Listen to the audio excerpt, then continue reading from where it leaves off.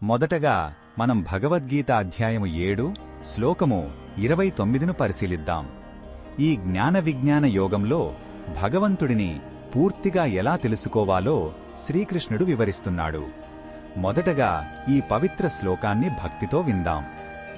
జరామరణమోక్షాయ మామాశ్రిత్య యతంతి యే తే బ్రహ్మ తద్విదుః కృత్స్నమధ్యాత్మం కర్మ చాఖిలం.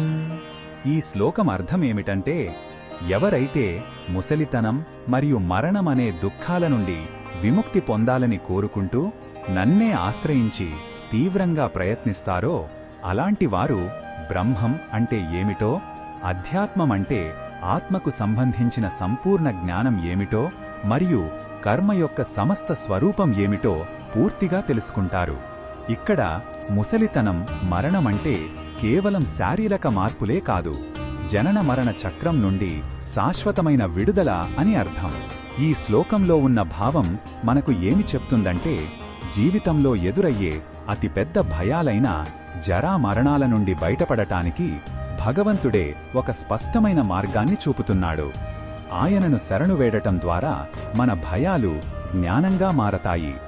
ఇది సమస్యల నుండి పారిపోవడం కాదు, వాటి వెనుక ఉన్న సత్యాన్ని తెలుసుకుని వాటిని అధిగమించడం.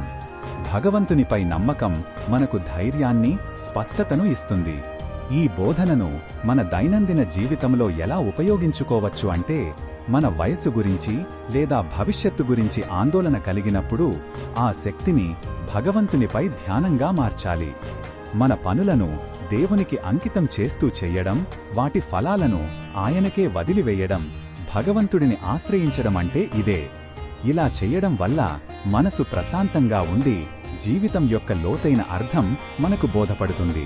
మరిన్ని భగవద్గీత శ్లోకాల అర్థాన్ని తెలుసుకోవాలంటే మా తదుపరి వీడియోలను తప్పకుండా చూడండి.